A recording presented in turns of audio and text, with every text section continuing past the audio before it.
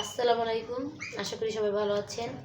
তো আজকে আমি মাছ ভাজি করব দুপুরে খাবারের জন্য, আর হলো এই বেগুন ভাজি করব। তো আগে কিছু তরকারি আছে ওটা দেখাবো না, আপনারা আবার বলবেন বাসি বুসি সবই দেখায়। তো এরকম কোনো কিছুই না। তো মাছ ভাজি খাবো দেখে জন্য সাথে বেগুন নিয়ে নিলাম, বেগুন ভাজি করে নেব। তো কেমন আছেন সবাই? আমার অবস্থা অনেকটাই ধরতে গেলে অনেকটাই খারাপ, কেননা দাঁতে ব্যথা, ঠান্ডা, প্রচণ্ড ঠান্ডা লেগেছে। তো এর জন্য আমি কালকে ভিডিও ছাড়তে পারিনি। মানে কি বলবো, আর মানে কোনো কাজ করতে ভালো লাগেনি। তো এর জন্য আজকে তোড়জোড় করে আমি এই রেসিপিটা বললে ভুল হবে, যে আমি দুপুরের খাবারটা কি খাবো সেটাই আপনাদের কাছে মানে সাথে শেয়ার করতেছি। তো দেখতে থাকুন। তো আমি এখন এই বেগুনটাকে কেটে নেব।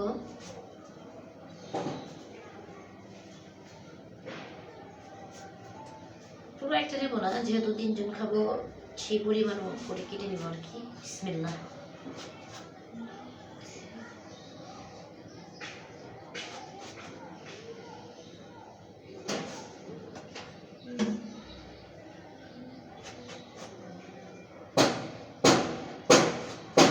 পাশে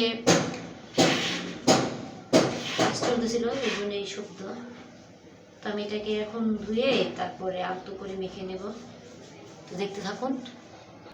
তো একসাথে রেখে নিয়েছি, এটাকে আমি এভাবে নাড়াচাড়া করে দিলে পুরোটা মেখে যাবে আর কি। হাত লাগানোর কোনো প্রয়োজন নেই, শুধু মাছটা যাতে ভালো করেই হয় এর জন্য আমি ওটাকে ঝাঁকিয়ে নিয়ে মানে আগে হাত দিয়ে মেখে নিয়েছি। তো এখন আমি এটাকে ঝাঁকিয়ে নিলে এই যে সুন্দরভাবে দেখছেন মেখে মাখানো হয়ে গেছে।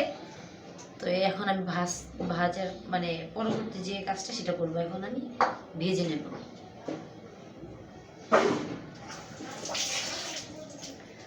দেখতে থাকুন।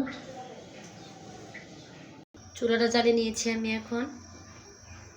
তো এখন এটার ভিতর তেল দিয়ে দিব।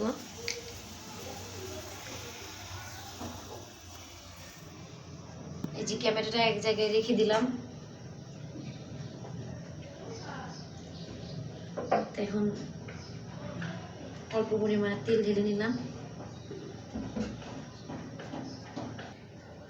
এখন মাছটা দিয়ে দিব।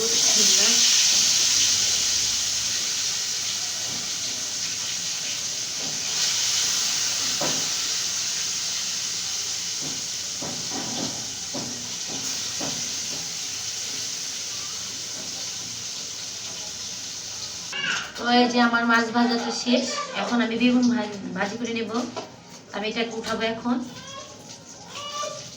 সঙ্গে থাকুন, দেখতে থাকুন। তো এখন আমি বেগুন ভাজি দিয়ে দিব, বেগুন কাঁটাটা মাখানো।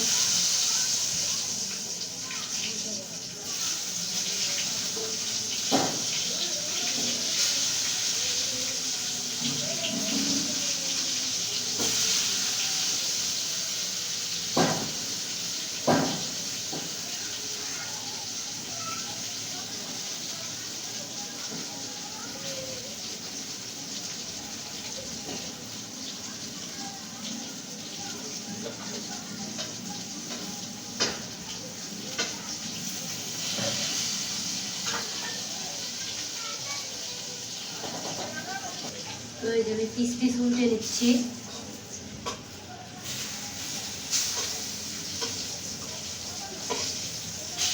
দেখুন অনেক সুন্দর হয়েছে কালারগুলো।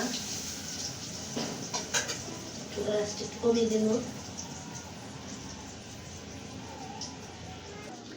তো আমার বেগুন ভাজা শেষ। আমি এটাকে এখন উঠে নেব।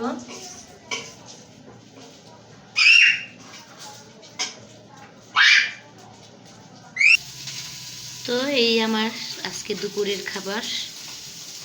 তো কেমন লাগছে প্রিপারেশনটা কমেন্টের মাধ্যমে জানাবেন, আর চ্যানেলটিকে সাবস্ক্রাইব করে দেবেন।